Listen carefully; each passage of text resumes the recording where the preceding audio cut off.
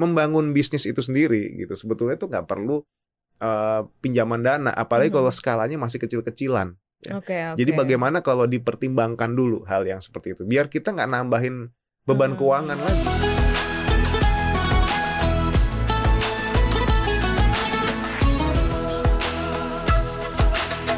Assalamualaikum Sobat Cuan, selamat datang di Cuap-Cuap Ramadan, sebuah program spesial selama bulan Ramadan dari Cuap-Cuap Cuan. Hari ini seperti biasa, saatnya kita buka klinik Financial Clinic Syariah bareng Maria Katarina dan juga Oli Akbar di sini, Financial Expert CNBC Indonesia.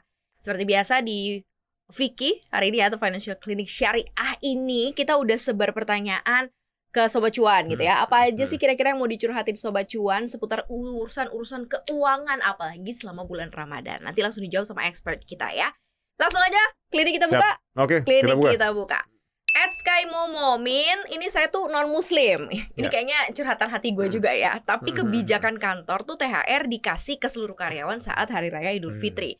Boleh dong dikasih tips supaya THR saya yang saya terima ini nanti sampai Hari Raya, ketika saya merayakan Hari Raya Natal itu kurang lebih masih 8 bulan ya. Ini bisa aman damai gitu ya. Ini gimana nih caranya? Mungkin cara nge-save-nya, cara ngelolanya kali ya, gimana menurut lo? Oke, karena banyak banget nih kayak peristiwa kebijakan kantor gitu. Kantor gue yang lama justru dia sesuai sama hari rayanya mereka. Nah itu enak. Kalau di sini kan memang semua ditumpuk di hari raya Idul Fitri. Betul. Sementara kan kayak misalnya Idul Fitrinya maju terus kan. Once lo mungkin aja Idul Fitri di Januari, lo masih Natalan di Desember gitu ya. Gimana nih? Nah kalau kayak gitu ceritanya adalah sekarang coba dilakukan remap lagi ya di pengeluarannya itu sendiri. Kira-kira di bulan Ramadan ini gitu ya, lu tuh tipikal yang juga banyak pengeluaran atau enggak? Kadang-kadang kan gini, mungkin dia nggak lebaran, tapi kan ada ART-nya yang lebaran di situ ya. Betul. Nah itu kan kalau emang kayak gitu kondisinya, berarti kan akan ada pengeluaran yang sifatnya wajib karena menyangkut hak orang lain di situ. Nah itu yang mungkin bisa dialokasikan dari uang THR. Nah jadi keluarkan buat yang pengeluaran yang seperti itu modelnya. Sisanya simpen aja di reksadana pasar uang, jangan dipakai. Baru nanti ketika Natalan baru dicairin, itu bisa juga kayak gitu. Atau kalau memang lu juga pribadi nggak punya pengeluaran signifikan banget, misalnya kayak nggak ada ART di rumah kayak gitu, nggak ada kewajibannya juga, paling juga Lebaran orang-orang pada libur cuti bersama, gue juga paling di rumah aja gitu. Oke, kalau kayak gitu 100% THR-nya disimpen aja. Jadi nanti baru dipakai di pas Natalan benar-benar utuh di situ. Sebenarnya benar kata Akbar ya. Ketika THR dikasih di bulan Idul Fitri atau di saat Idul Fitri itu emang ada keuntungannya kalau kita mempekerjakan orang yang berlebaran gitu. Jadi kita memang harus ngasih THR kan. Bayangin kalau THR dikasihnya nanti kan berarti harus ngerogoh tabungan tuh, harus mantap. Sebenarnya ada untungnya juga, tapi memang kita harus lebih pinter-pinter sih. Kalau memang nanti THR-nya mau dipakainya pas Hari Raya gitu. Jadi ya harus bener-bener ya disimpan sebaik mungkin lah gitu ya Sobat Cuan ya. Ya ikutin, namanya juga peraturan perusahaan ya, nggak bisa milih ya. Atau milih perusahaan lain ya yang ngasihnya pas Hari Raya. Tapi yang jelas itu case close, bisa disimpan, bisa ditaruh di aset alokasi gitu, RDPU tadi RDPU ya, atau gitu ya. deposito atau bisa di deposito juga. Next ada Adal Haidis, mau tanya dong Kak, saya anak tunggal masih tinggal sama orang tua. Ketika bulan Ramadan nih gimana ya ngatur pos pengeluarannya? Karena kan sandwich generation katanya. Ketika Ramadan saya tuh pasti boncos. Nah harus diketahui dulu boncosnya itu sebetulnya dari mana ya. Jadi nggak bisa kita generalin kayak misalnya gimana cara ngaturnya sih, kok gue perasaan boncos. Cari tahu dulu boncosnya di mana di situ. Jadi kita biar tahu di mana boncosnya ya, kalau misalnya kita melakukan audit pengeluaran kita gitu, kita mencatat pengeluaran itu kita bisa tahu di situ. Jadi lakukan itu dulu pertama kali. Nah ketika udah ketahuan nih di mana boncosnya, nah baru kita coba lakukan adjustment di situ. Jadi kalau ternyata bukbernya kebanyakan selama ini gitu, berarti kan harus disesuaikan lagi bukber mana yang emang lu mesti datengin atau yang lu nggak perlu datengin di situ. Atau mungkin belanjanya kebanyakan kayak tahun lalu gitu ya. Ya kayak kalau begitu ya tahun ini agak direm sedikit gitu. Dan yang pasti lagi Berhemat tuh emang ini ya, emang salah satu solusi ya. Cuman menambah penghasilan tuh solusi juga. Jadi bagaimana kalau fokusnya sekarang 2 di situ juga. Jadi walaupun pengeluarannya banyak, gitu, tapi kita at least nggak bocor-bocor banget gitu loh. Karena kita ada extra income pada saat itu. Kalau gue rasa sih ini karena dia kan sebenarnya anak tunggal, masih tinggal sama orang tua. Sebenarnya belum jadi sandwich generation ya, karena kan belum nikah dan punya anak, tapi dia menanggung orang tua. Sebenarnya yang tidak disadari adalah ketika bulan Ramadan itu jadi boncos karena dia secara tidak sadar kayak menaikkan gaya hidupnya gitu loh. Mungkin mau membelikan apa orang tuanya nih? apa, betul. Kayak gitu. Atau mau sahurnya apa nih? Jadi beli daging. Terus mau bukanya apa? Jadi something spesial. Jadi mungkin kayaknya boncosnya mungkin di situ gitu ya. Karena mungkin kamu biasanya cuman bawa bekal doang buat makan siang, nih kamu harus ngatur sahur, ngatur buka gitu ya, sama event-event lain yang kamu datengin gitu kayaknya. Masuknya sih ke situ ya, tapi mungkin bisa diatur gitu ya, atau di tadi side hustle tambah penghasilan bisa dicatat juga dulu ya. Pengeluarannya, jadi tahu boncos di mana. Di Lidah Lia, saya ibu rumah tangga punya utang produktif untuk bangun bisnis kecil-kecilan. Kalau untuk bayar utang produktif, berapa persen sih dari penghasilan suami yang digunakan? Mengingat saya masih ada kewajiban lain kayak cicilan rumah dan juga kendaraan. Ini punya utang produktif untuk bangun bisnis. Untuk membayar utang produktif ini berapa persen dari penghasilan suami? Jadi yang ngambil ibunya, yang bayar suaminya gitu ya. Wah, ini waduh repot nih kayak gitu. Karena dia ternyata masih punya kewajiban lain ya, ada cicilan rumah juga, ada kendaraan juga, ditambah lagi utang produktif.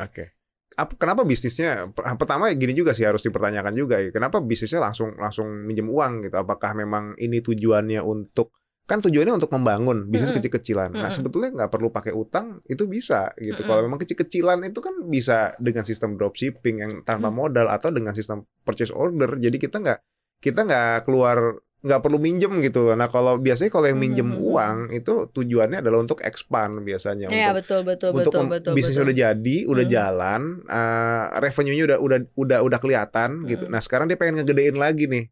Sementara dari labanya dia mungkin nggak ada, cuman lebih baik dialokasikan buat yang lain. Jadi ada laba, terus ada pinjaman, ada financing itu sendiri gitu ya, pendanaan itu. Tapi ini beresiko nggak sih menurut lo? Dia udah ada cicilan rumah, cukup beresiko. Sudah ada cicilan kendaraan, agak nekat juga. Agak nekat kalau menurut gue ini agak nekat gitu. Udah gitu ya walaupun suaminya yang minjem gitu ya. Suami sekarang kalau kita lihat ya cicilan utang berapa ya, idealnya kalau bilang gampang 30% dari penghasilan itu cicilan per bulannya yang ideal, dan itu sudah mencakup semuanya.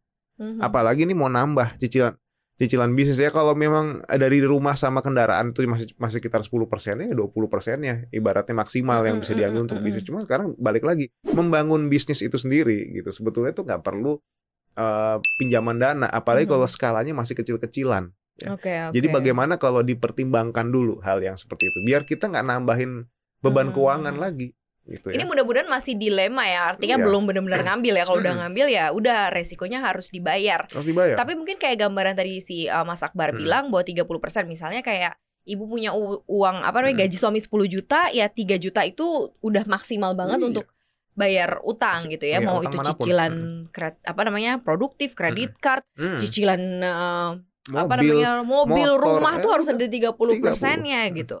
Jadi ya mungkin diukur juga sih gaji suaminya berapa dan 30%-nya berapa. Kalau misalnya kayak over, bahaya nanti malahan konsumsi hariannya, bulanannya malah bisa berkurang. Malah itu lebih berbahaya gitu ya.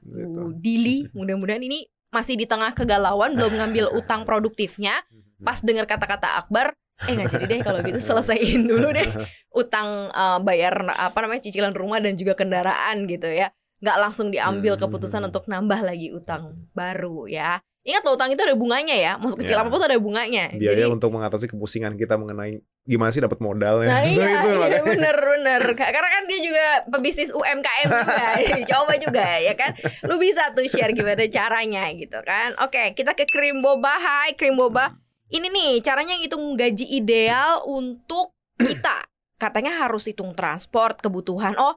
Ini kamu lagi ngadepin sama ini ya? Offering ya? Offering letter. Waduh, asik banget tuh ya. Asik banget nih kayaknya. Asik banget. Cara ngitung gaji yang ideal untuk kita kan. Katanya harus include transport, kebutuhan, atau uang makan segala macam. Ini gue juga sih suka berada dalam dilema seperti ini. Jadi kalau ada tawaran-tawaran gitu ya, Ketika udah muncul offering, gue bingung nih menghargai gue, menghargai kita as a personal, as expertise kita, dan uang-uang yang seharusnya bisa kita dapetin gitu ya, misalnya kayak tunjangan apa, plus juga ada ongkos transport. Ini gue juga kadang-kadang suka mendatangkan dilema tersendiri. Menurut lo kayak gimana nih? Sebetulnya gini ya, ya ini juga jadi dilema ya. Belum lagi ntar ketika kita dihadapin sama gaji gross sama gaji net itu tawaran. Bener, betul. Jadi pertama kali yang teman-teman harus perhatikan adalah betul, beban kerja itu penting, tapi kita nggak pernah tahu beban kerja itu seperti apa. Seolah-olah kayaknya begini, berat.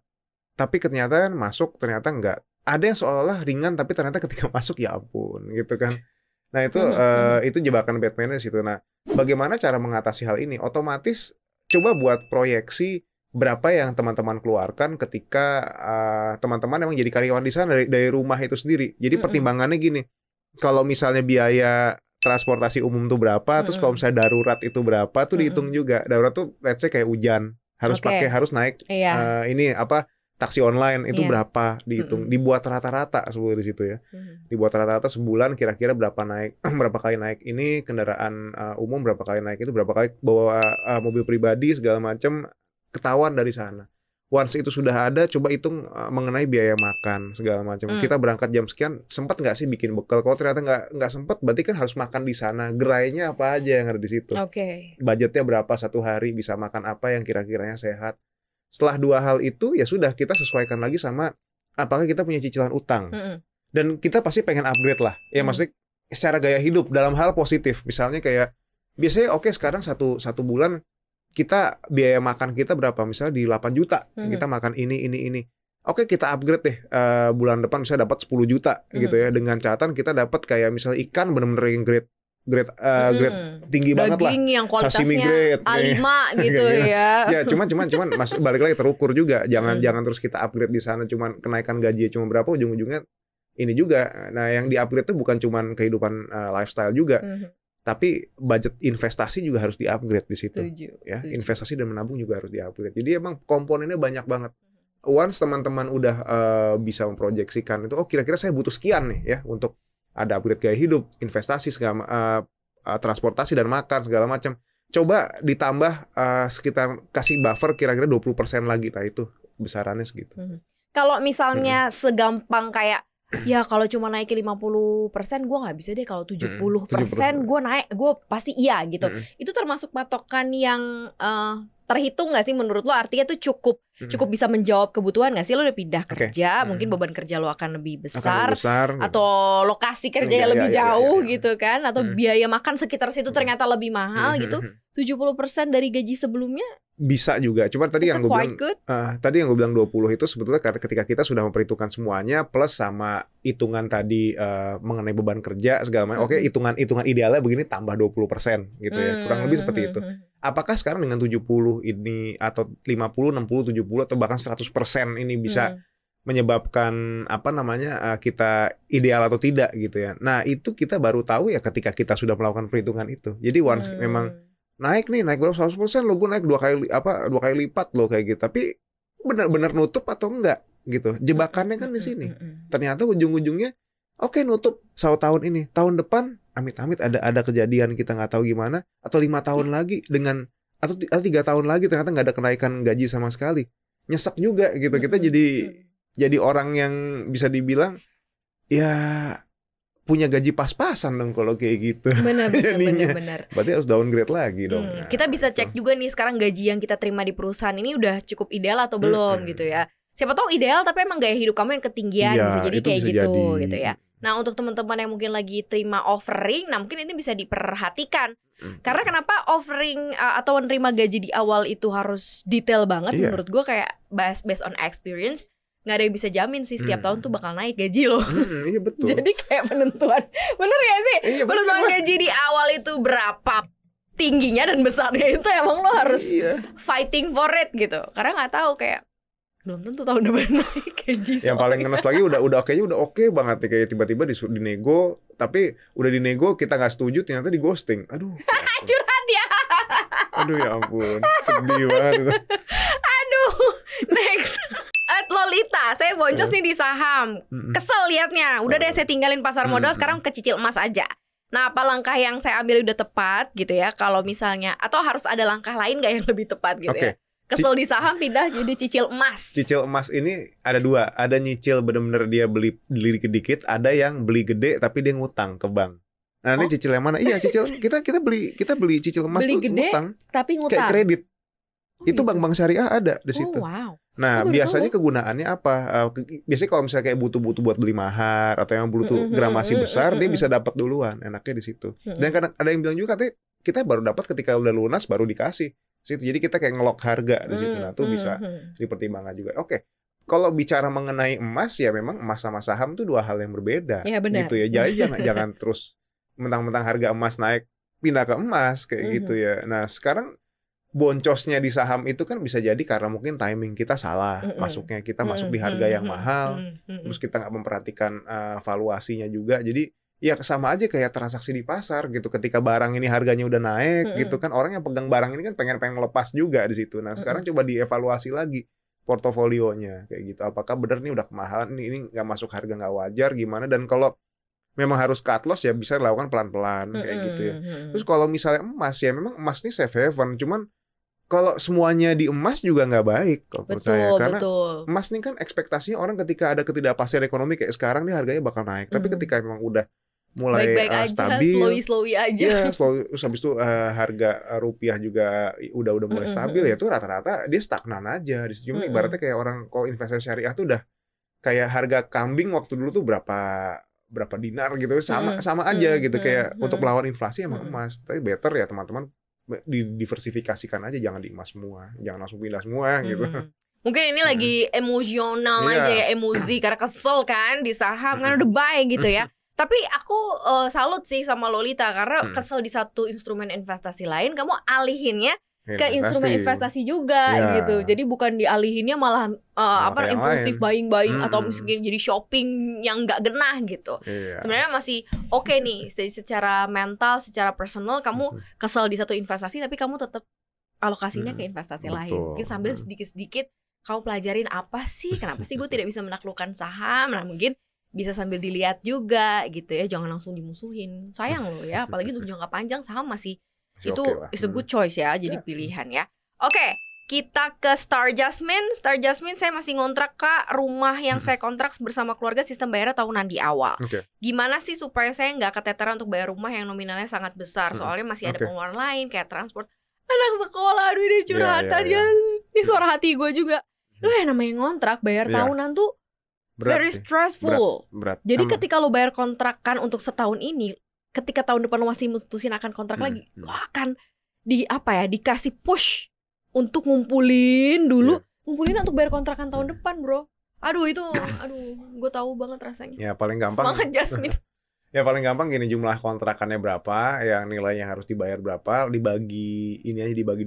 Jadi setiap bulan kita nabung dengan angka segitu, misalnya berapa, kayak misalnya taruhlah 40 juta gitu ya. 40 juta itu tinggal dibagi 12 aja gitu ya. Jadi per bulan tuh nabungnya berapa tuh, kita hitung dulu ya. Bentar buka dulu kalkulatornya. Bukan dulu kalkulatornya gitu. Bukan berarti ini ya. Gampang banget, 40 bagi 10 aja dong. 4,5. 3,5. Terus ada hacksnya lagi nih ya. Hacksnya kayak gini. Kalau misalnya dapat THR, dapat bonus, ya udah tabungan buat apa? Buat ngebayar uang buat ngebayar rumah yang tahun depan itu, ya udah di pool di situ uangnya, setengahnya aja. Jadi misalnya dapat gajinya berapa? Bisa gajinya 10 juta gitu ya. Udah 5 jutanya diambil. Jadi kita kayak ibaratnya kayak dapat 1 bulan lah kan 5 juta tuh kan. Akhirnya kita punya spare 5 juta buat nanti kita bayar. Jadi ya itulah sebisa mungkin. Dan pastinya tambah penghasilan. Nah itu udah paling ini deh. Kalau ngurangin pengeluaran demi kita bisa nge-save berapa, ujung-ujungnya itu akan menciptakan restriction. Restriction ke teman-teman yang nanti akan bisa end up ke impulsive buying, revenge spending sih lebih tepatnya. Gue udah nabung nih kayak gini, gue stres kayak gue belanjakan semua, habis uangnya. Karena gue tahu banget pressure-nya ketika kita itu ngontrak dan bayar kontrakannya harus tahunan. Itu begitu kita bayarnya di bulan ini untuk setahun ke depan tuh kita langsung dikasih PR untuk mikir untuk bayar tahun depan. Makanya sebenarnya sebisa mungkin ya, walaupun sekarang udah muncul banyak statement kayak nggak harus kok punya rumah, sewa aja juga nggak apa-apa, atau misalnya berbagai macam hal lah spekulatif, tapi kenapa ya gue masih ada decide lu harus sih punya rumah gitu. Jadi maksudnya ya walaupun di ujung mana gitu ya, walaupun lo punya, tapi lu kayak memang tetap harus sih lo punya hunian secara pribadi, dan lu mendingan nyicil untuk rumah lo sendiri gitu. Ya, ada beberapa mazhab yang banyak begitu banget, ya. Kan? Ya, ada beberapa mazhab begitu gitu ya. Mungkin kalau gue kan udah emang ada warisan waktu pada saat itu. Jadi memang kalau memang orang yang jadi gini, ada memang orang yang dibilang dia emang kebutuhan akan rumahnya itu bisa dibilang urgent gitu. Mungkin kalau mereka sebelumnya emang keluarganya belum ada rumah atau gimana tuh emang urgent gitu. Atau dia punya rumah cuman dia pengen lebih menghendaki kayak kehidupan yang lebih private segala macam, tuh bisa jadi yang urgent. Cuma kalau memang orang yang dari awal dia sudah ada, at least dia bakal dapat warisan ini, mungkin tuh jadi nggak terlalu urgent gitu. Itu baru mungkin silakan kalau mau sewa rumah di situ. Atau memang mungkin emang kerjaan lo nomaden aja nomaden gitu. Kalau ada pindah-pindah ya silakan. Gitu ya. Banyak juga orang kayak gitu kan, hari di Jakarta, Surabaya, besok pindah ke Malaysia kayak gitu kan, tuh ada juga. Ya itu kok kayak gitu sih, beli rumah malah menurut gue kurang masih malah jadi ribet karena lo punya aset di mana-mana, ngurusnya juga ribet gitu ya. Tergantung sih, tapi mungkin ya masing-masing tahulah batasannya gitu, kapan sih limitnya gue harus kayak stop nih melakukan ini gitu ya, atau stop untuk kontrak dan punya rumah. Itu kalian sih yang tahu kapan batas waktunya ya. Mudah-mudahan di saat yang tepat dan nggak jadi beban gitu ya. Ini kayaknya udah cukup gitu ya fikih kita hari ini. Nanti kita masih akan ada fikih-fikih selanjutnya. Thank you ya Akbar.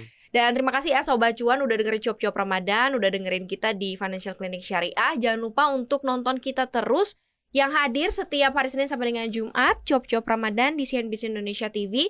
Kita juga ada di 3 platform sekaligus, ada di Apple Podcast, Spotify, Anchor, Google Podcast, dan kita ada di YouTube ya. Cuap-Cuap Cuan ya YouTube channel kita ya. Jangan lupa juga untuk like atau untuk juga follow Instagram kita di @cuap_cuan. Terima kasih, klinik kita tutup. Maria sama Akbar pamit. Assalamualaikum.